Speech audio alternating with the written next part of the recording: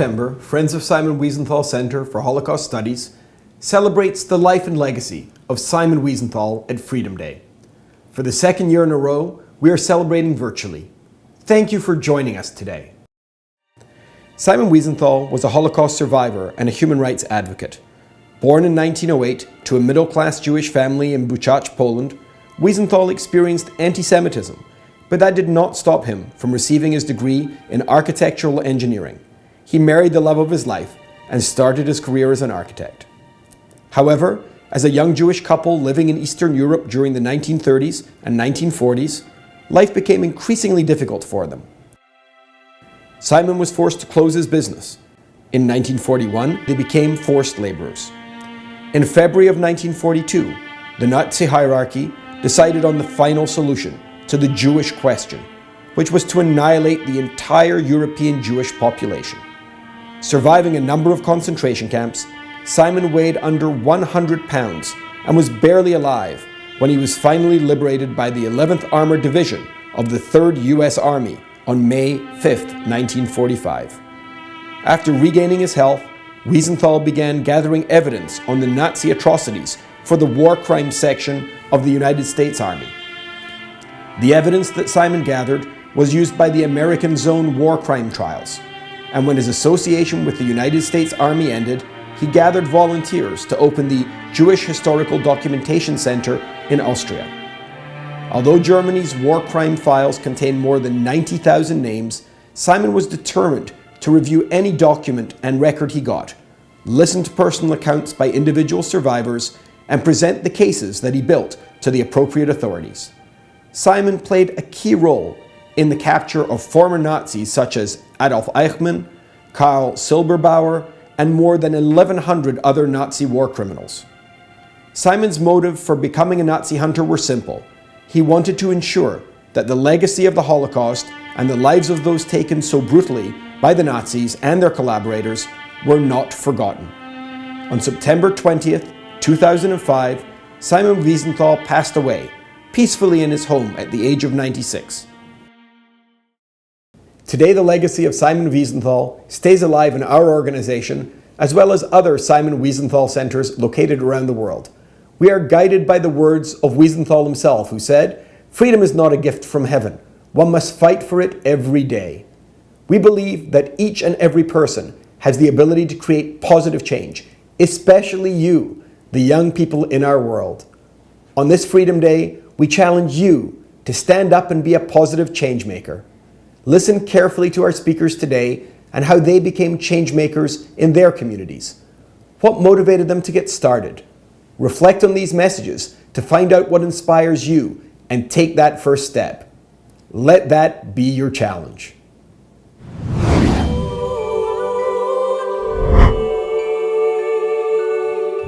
My name is Eva Meisels. I am proud to speak about my experiences as a Holocaust survivor as a way of honoring my family as well as those who risked their lives to save others. I was born in Budapest in 1939 and I'm what you call a child survivor. My earliest memories of my life living inside the Budapest ghetto. I lived with my mother as my father was taken into a forced labor camp in 1942. In March of 1944, our lives have changed completely because we weren't able to do anything we wanted, and signs had gone up all over the city saying all the Jews had to move into the ghetto. We had 2 or 3 Jewish families move into our small 1-bedroom apartment in the ghetto. I was 5, and I didn't know much about politics. I took what was happening to me very personally. I wondered if I was going to go to school, whether I would have toys, and wonder when my father was coming home. Raoul Wallenberg was a Swedish citizen and diplomat. When he found out about what was going on to the Jews of Europe, he got hold of money from North America, and he traveled in July of 1944 to Budapest to try and save as many Jews as he possibly could. He made up papers called Schutzpass for Jewish people, saying that they couldn't be taken away because they were Swedish citizens. When he ran out of them, he printed up fake ones and gave them out too. Raoul Wallenberg saved my life and many other people. Today I have children and I have grandchildren. These are generations that weren't meant to be. We must learn to speak up when we see, experience injustice happening around us. And when you see something, say something. When you take a stand, others will stand beside you. That is why I use my voice and sharing my experiences, even though it is difficult.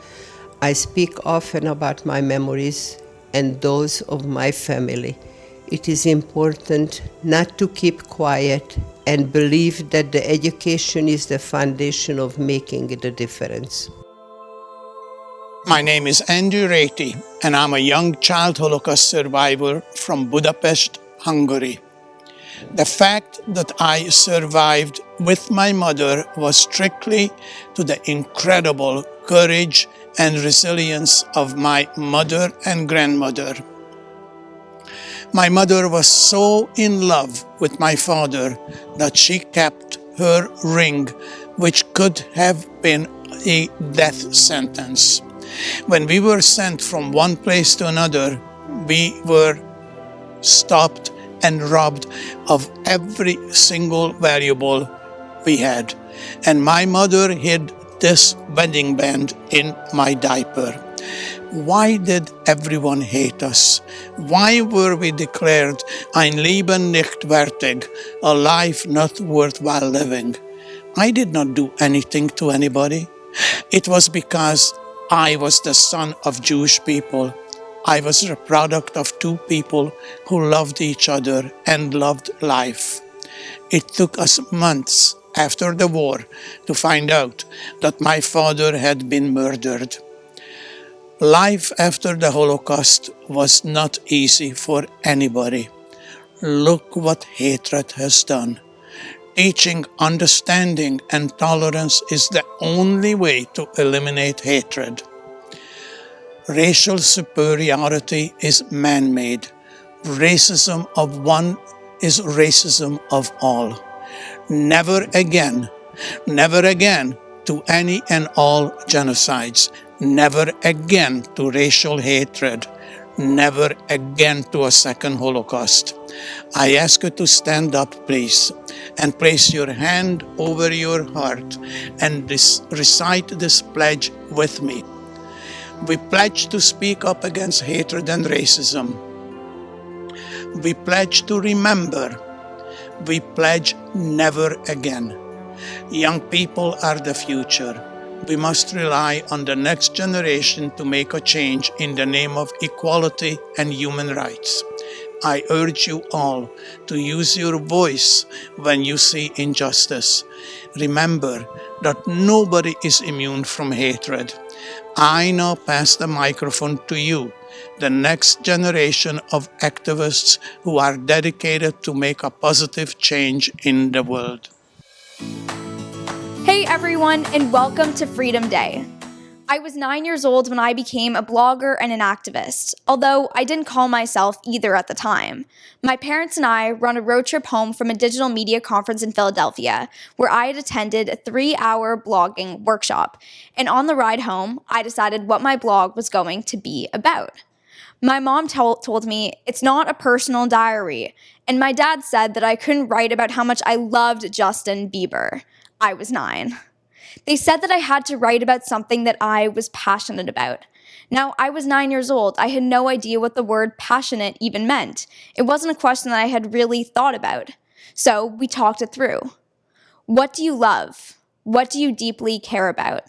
What do you want to tell the world? Now, I was 9 years old and all I knew was that I loved animals. I can't really walk by a dog without asking if I can pet it. I started becoming educated on issues like deforestation and animal habitat loss, and I was devastated. But I turned that devastation into motivation because I knew I needed to do something about it.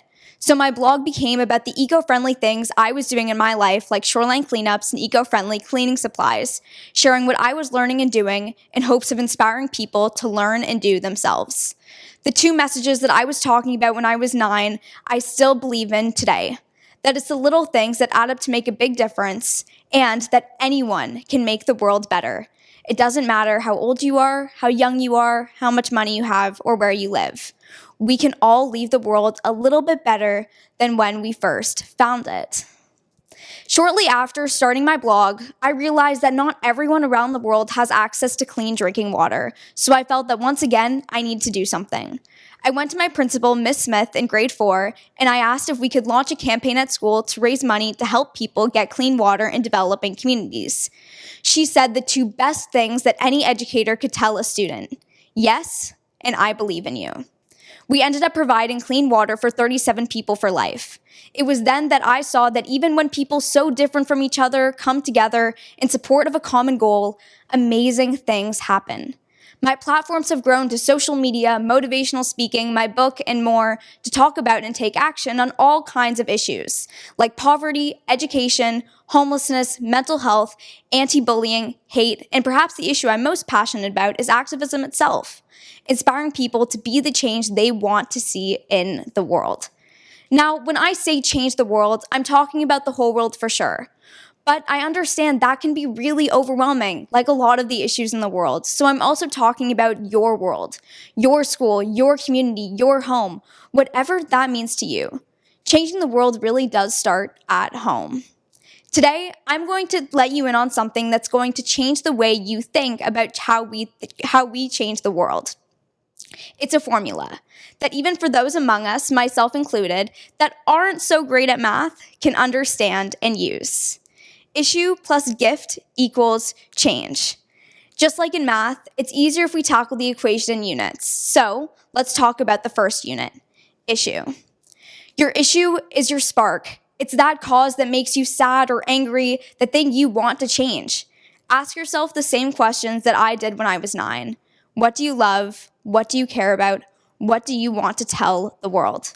Whatever your issue is, there are people, organizations, and resources out there to align yourself with, where you can find your voice and find your community.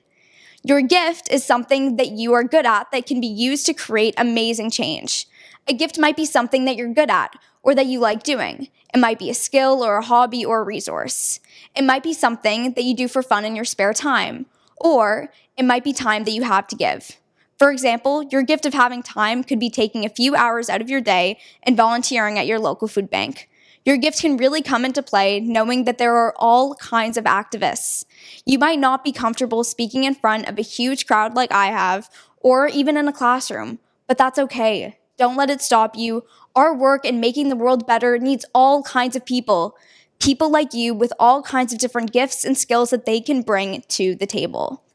One way that I've used the formula is by my issue, homelessness, and my gift, communication, and giving 100 care packages to people experiencing homelessness where we live. Let's bring this formula together with an issue like anti-Semitism and hate. Standing against anti-Semitism and hate and for compassion and kindness is something that everyone can and should do with their everyday actions, both online and IRL, in real life. Your gift could be empathy, being an ally, standing up, and not being silent. In a speech at the 1963 March on Washington for Jobs and Freedom, the former chief rabbi of Berlin during the Nazi regime said, "I learned many things. The most important things that I learned under those most tragic circumstances was that bigotry and hatred are not the most urgent problem. The most urgent, the most disgraceful, the most shameful, and the most tragic problem is silence." You can use your voice in conversations and through education. And online, the report, the block, and the unlike button can be our biggest friends. Social media gives us the ability to speak up, to not be silent. When we use social media to speak about what we're passionate about, we empower others to do the same. When we use social media to connect with others who share our core values, our voices unite and become louder. Silence is not a thing on social media. So, let's learn. Number 1, people don't wake up one day thinking they're going to change the world. It starts with small actions that lead to big change. 2, asking for help is a strength. Think of any person who has ever been successful, whether it's an athlete, an artist, or an activist, that did what they did alone. Spoiler, there's none. People supporting you in your journey is an amazing thing, and we can make far more change happen together than we can alone. 3, issue plus gift equals change, especially the gift. You don't have to speak on a huge stage or have to have a huge platform to make a difference. Role models have guided me so much in my journey by showing me what's possible with their issue and their gift. That's what today is all about. I'm so excited to pass the mic to real people with real stories who will inspire you with their issue, their gift, how they are using it to change the world, and how you can too. Ani bojo danse kwe wache sego. Nimki benoje kapisi samat napisis indigenakaz maingando dem kajananga donjaba. So what I said in Anishinaabe Momin, my language, was, hello, my English name is Thielen Kiknaswe. I'm Korean Potawatomi from Wapul Island First Nation, Kajanang Territory, and I'm part of the Wolf Clan. I'm 18 years old, and I was born and raised on unceded, unsurrendered Algonquin territory here in the capital of so-called Canada, Ottawa. A little bit about me. I am an activist, dancer, singer, motivational speaker, and I've been creating content for my social media platforms, including TikTok and Instagram, for a couple of years now, but throughout this pandemic, have really gotten into it a little bit more. For me, dancing has always been a vital and key part of my life.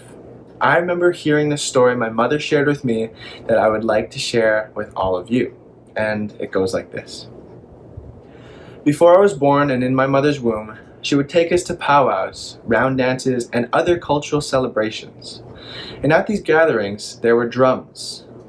And the drum is the heartbeat of Mother Earth. We use the drums to create vibrations and connect with ourselves, our body, our mind, and our spirit through singing and drumming. Anyways, my mother would take us to these celebrations and stand close to the drums for me to hear through the womb. And even though I wasn't in the physical world just yet, to this day, the sound of the drums reminds me of how proud I am of my people, my ancestors, and my family. And those good vibrations, they ground me back to the earth. And if it weren't for the strength of my ancestors, of their guidance and their wisdom, the traditions and spirituality we as Indigenous peoples have would not be as vibrant and alive as they are today. That was just something quick I wanted to share with you all. I'm so grateful for all the experiences that I've had in my life that lead up to today. Through the good and the bad, they have shaped the person that I am today and who I will become in the future. I think it's important to acknowledge and realize the things that we have done and accomplished in our lives, even if that means looking back at the smallest achievements and giving thanks to them. For me, as a young boy, I was inspired by both of my parents for their strength and resiliency to raise me. I'm really proud of my whole family, of my community, who have continued to inspire me to become the person that I am. And without their efforts, I wouldn't stand here today. For me, being together and a part of the community has always been important. And their influence on me has been so grateful. So, with that influence of my community, I try to use that power and harness it for the world. And I am telling you and hoping that you do the same. You have people in your corner that want to see you rise and continue to grow and become the beautiful people that you will be. So, with that, I say, keep on inspiring, keep on being amazing, and Chimigwech for this time. Take care. I owe my life to many others who came before me. People who stood up in the face of injustice, who walked where others feared to go, and who faced adversity with courage and humility. My activism has been fueled by the scars I carry of 2 genocides. My existence is partly due to the bravery and defiance of ordinary people who, because of their extraordinary actions, became my heroes. For me, there is no other option but to carry on in the spirit of standing up to oppression wherever it exists. I was born in the wrong place, at the wrong time. As a baby, I was left on the steps of a Chinese orphanage. At the time, Chinese families were only allowed to keep 1 child, and most chose to keep their sons. As a result, millions of baby girls were killed or aborted. While it was illegal to abandon a child, my birth parents chose to save me by leaving me at an orphanage, a brave act of defiance against the regime. The name I carry today, Ret'd, was given to me by my adoptive Canadian family, who had survived the Holocaust, and who owed their survival in part to acts of resistance. My late grandmother, Ruchala, spent her youth in the death camps, too many to count. Her life was saved by a prisoner of war, François Flageolet, who shared his food rations, putting himself at risk to save my grandmother. Flageolet was awarded the Righteous Among the Nations for saving others during the Holocaust. It is in the spirit of these acts of resistance that I continue to fight for human rights and freedoms. My activism began when I competed in the Simon Wiesenthal Center's Speaker's Idol competition in grade 8. Winning that competition launched me into further activism through public speaking for human rights. I have been invited to participate in or compete at over 30 public speaking events, provincially, nationally, and internationally, in English and in French, including TEDx Youth. Along my journey, I tracked down programs to grow my skills, including leadership, public speaking, and writing, and ultimately mentoring others. Most of the programs required competitive admission processes, including the Bronfman Fellowship and the Global Youth Ambassadors Leadership Summit. Most recently, I've initiated a virtual anti-hate conference that focuses on ensuring that youth have the skills and tools needed to fight hate in high schools, in university campuses, and online on social media. Additionally, my advocacy work has focused on the unrecognized crisis of the 150 million orphans globally who are being deprived of their human right to a permanent family. Not so long ago, these children might have had access to families through international adoption, but now international adoption has virtually stopped. I continue to advocate for the right of every child to have a family, and I work alongside a team of international human rights lawyers and activists. I took my love of singing and found a way of participating in events that raised funds and awareness for social justice issues. And my skill in jewelry designing led me to holding workshops for kids with behavioral and physical challenges through Best Buddies International. As I spend part of every year on an Indigenous First Nations reserve, I am committed to healing the relationship between our communities. To that end, we collectively organize concerts where both the Indigenous and the non-Indigenous share our diverse musical heritages. It is in the spirit of activism that purpose evolves, and that despair can lead to hope. It is my belief that some of us will change our communities, our civilization, and undeniably, our world. Hi, my name is Madison Torrey, and I am a hug dealer. I'm a health advocate, change maker, and founder of my own social enterprise, Hugs.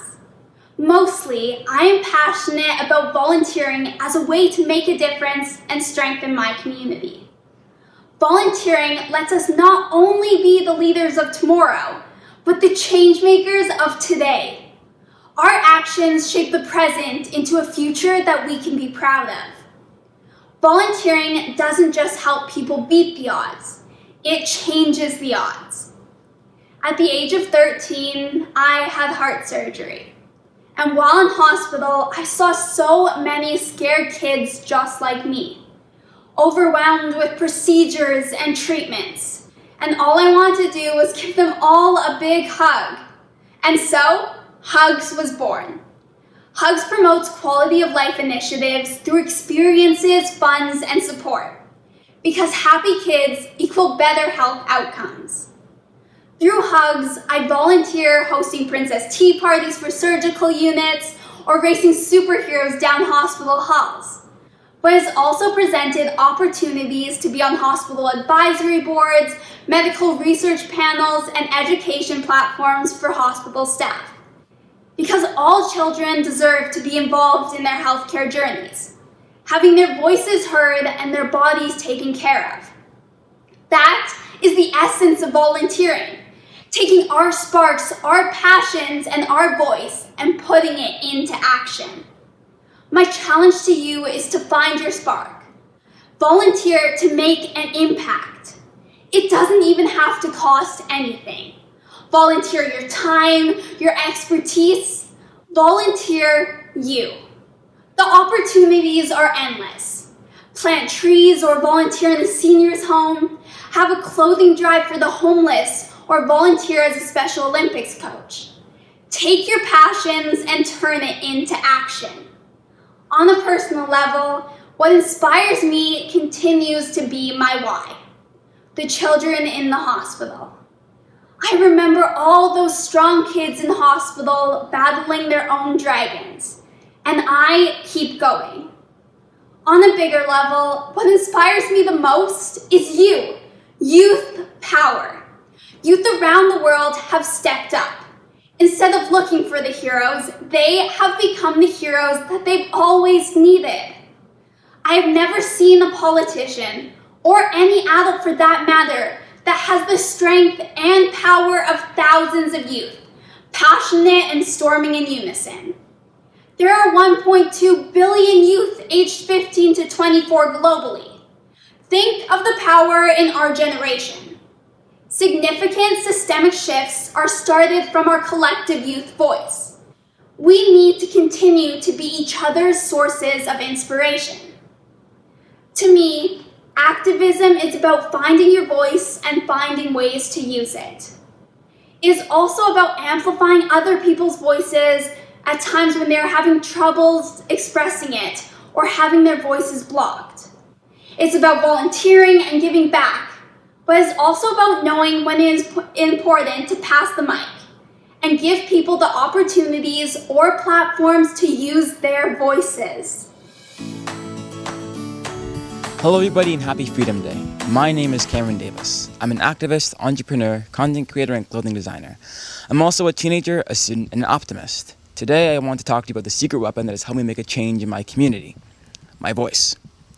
Although each and every one of us has a voice, many of you probably haven't had the opportunity to use it. I know what that's like. Sometimes you need a little push to find it.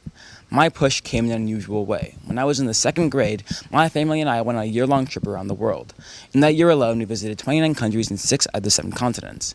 I was really shy when I left home, but the further we went on that trip, the more I began to realize that speaking up could help me make new friends and learn new things. During that trip, I began to think about the injustices of the world in a new way. That was where I got the idea of unity through travel. Concepts like equity for all and optimism both became cemented in my mind. Then, George Floyd was murdered, and I had so much to say, so I said it. On July 13th, 2020, I gave a speech addressing my concerns with anti-black racism in my school and my community. I talked about the ways anti-black racism had tried to cripple me, and about how it can affect others worldwide. That speech blew up. As of now, it has over 54,000 views on my YouTube channel, ChemED.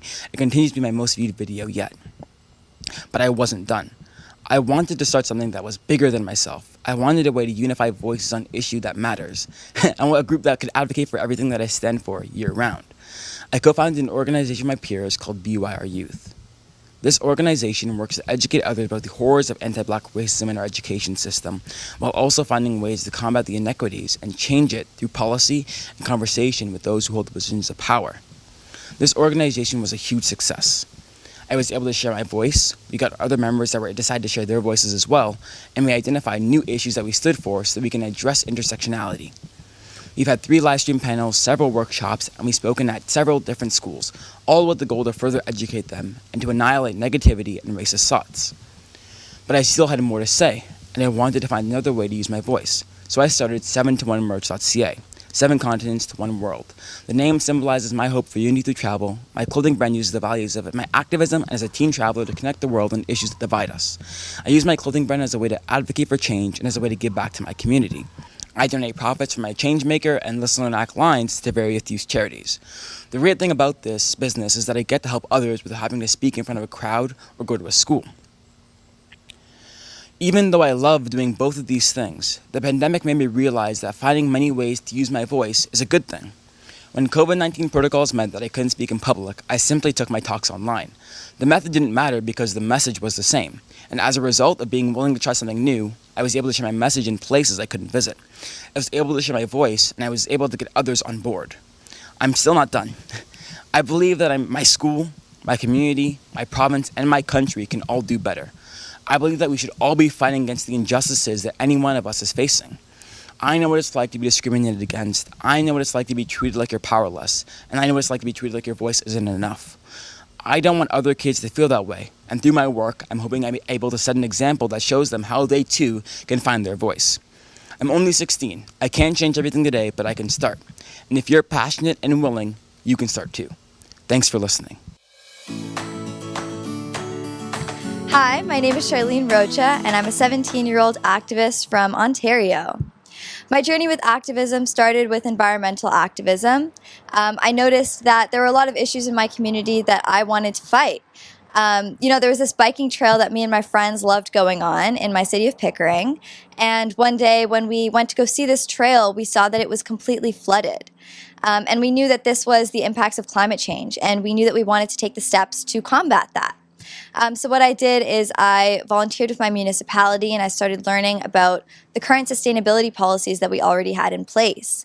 And then what I did is I appeared as a delegation, and I appeared to my city as a delegate, and I said, you know what, there's a lot of issues about climate change that I want to solve, and what we were able to do is declare a climate emergency. So my journey with activism did start with the environment, but as I continue to learn more about the world around me and the different things that I'm passionate about, I've started learning about how I can combine my own skills and strengths to really change the world. I started attending coding camps, and I started noticing that STEM was something that I was really passionate about. So I volunteered with my robotics group, and I started learning more from students around me about how I could use technology to change the world. So what I want to do for my future is become a software engineer and learn how to use technology to help with my activism. So what I currently do is I'm the president of Enable Toronto, and what we do is we 3D print prosthetics for those in need. So the process is quite long, and it takes lots of hard work and lots of participation from a bunch of volunteers. But the work is really rewarding because we can really see the impacts that we have in other people's lives. What we do is we 3D print these prosthetics, and then we assemble them all together, and we fit these prosthetics to each recipient. And when we're able to deliver these prosthetics, we get to see the smiles on their faces and the impacts of all of our hard work. I'm also an incredible advocate for women in STEM and women pursuing STEM. One of my idols is Margaret Hamilton. She was a NASA engineer, and she actually coined the term software engineer. She's one of my huge idols because I know that she's had so many impacts in the world, and I hope that when I continue advocating for women in STEM, they're also going to be able to have those amazing impacts. I really believe that activism is versatile, and it can fit every individual's needs, passions, and skills.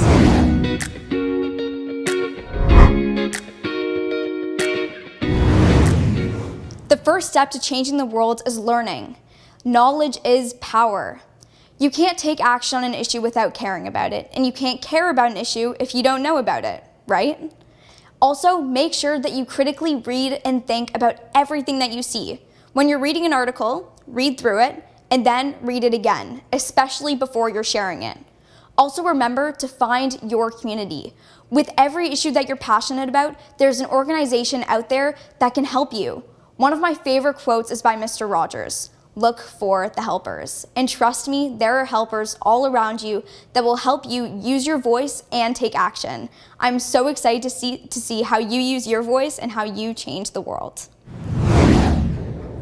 And if I could offer one piece of advice, I think that advice is to answer the questions that lie within yourself, that better the things around you in which you want to make changes. So if there's a change that you would like to see for the better, that's where you want to make a difference. And from there, you now have a big goal. Then you want to start with little smaller goals, like the little achievements I was talking about. And once you've gotten all these little achievements and all these little goals put together, start to accomplish them. And you'll see slowly by slowly what a difference that you're making for yourself, your family, and your community. Many young people today are justifiably fearful about their futures and the future of our world. One way of relieving that fear is to do something about what's concerning you the most. Because when you feel like you're contributing, you also feel like you have some control and influence in the outcome of an issue. We all need to trust and believe that we have power and that the world is listening. The first step is to choose an issue that matters to you and approach like-minded individuals. Become informed, stay vulnerable and open, engage in discourse with others, and be humble. Offer your time, your ideas, your enthusiasm, and whatever skills you have developed. Take risks. And if you fall flat on your face, which we all do at some point, get up and keep at it. And most importantly, maintain your spirit, your resilience, and your hope. You have the power to change and to heal our world. Even one person can make and has made a difference. Now, you go out and do it. We are not just the leaders of tomorrow. We are the change makers of today. So, how can we make a difference? Well, ignite your spark. Identify your passions. Be clear and educated on the injustices or issues. Then, challenge and change the narrative. Find your voice. Be vocal, be loud, and be confident. Fight for what's important to you. Connect your spark to your talents and skills, and use them to create change or to spread awareness. Then, find other youth. Our voices are so much stronger together. Movements start with the decision to speak up. Change doesn't have to happen on a large global scale. It can start with a gratitude project, it can start at home, in your community, or in your schools. And lastly, reach out and connect to programs, mentors, and role models to help amplify your voice.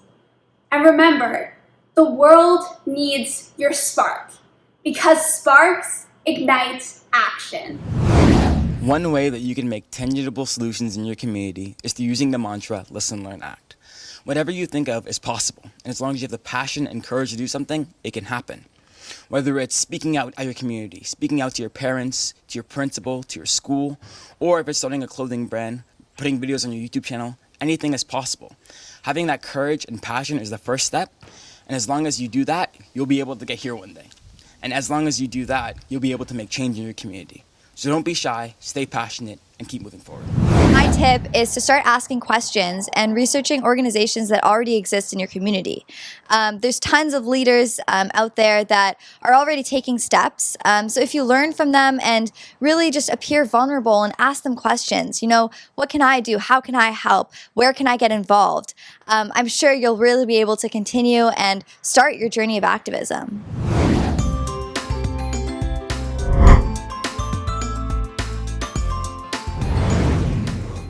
I got involved with the Friends of Simon Wiesenthal Center through the Speaker's Idol competition. I was fortunate enough to win, and I would really encourage you all to participate because it's so important for young people to have their voices heard because we are the change makers of the future. A History Lesson by Zara Alvey. In the words of Simon Wiesenthal, the history of humankind is the history of crimes, and history can repeat. So information is a defense. Through this, we must build a defense against repetition. But let's use our common sense. Have we built that defense? Because the effects of past crimes are immense. The Holocaust ended in 1945, yet anti-Semitism is more than alive. Many suffered horrors we could never begin to understand. Numerous died because of one monster's command. Anti-Semitism seems to camouflage in many ways. Regardless of the story, the hatred stays. Why don't people realize not all Jews look the same? You can't just tell from someone's name. Jews are found all over the planet. Our history written in stone, solid as granite. When people take a glance in my direction, they immediately begin a thorough inspection. Is she a Jew, Christian, Muslim, Hindu? Is she brown, white, black, or blue? Why are you asking? It shouldn't affect you. Once again, history repeats. This year's BLM protests, we took to the streets. Slavery ended to achieve liberation after hundreds of years of degradation. Yet to my frustration, racism is still seen in this generation. So let's think about that during social isolation. Why are little boys and girls in school bullied because of their skin color, while preachings are spread about not judging a book by its cover? Told at the age of 5 that your skin is the color of poo, there are certain things that only white people can do? Those words stick in your mind like glue. You learn from a young age that you won't be treated equal. Just look back at history. This seems like a sequel. Why are people treated differently because of their melanin? What happened to all the talk about what is within? We've made improvements from where we once were, but to be honest, the past and present seems to blur. Every now and then, a politician uses a racial slur. Being colored is like walking on glass. Suspicious behavior leads to incarceration by the mass. This doesn't seem like a trend that will quickly pass. Black adults are 5 times more likely to end up in prison. Seems to me like racial discrimination has risen. Excessive police force has resulted in the death of many. A life should not be the cost of a counterfeit 20. A simple arrest would have done plenty. Stories like these have started to emerge in the news, but we have to do more than just pay our dues. In the words of MLK Jr., nothing in all the world is as dangerous as sincere ignorance and conscientious stupidity. And we can see that's the truth. So let's ensure history doesn't repeat by educating today's youth. Education can terminate biases before they are made so that minorities no longer have to be afraid. We all need to come together to make this improvement. Let's make this our generation's movement. Put to rest the atrocities of the past. We have the power to make equality last.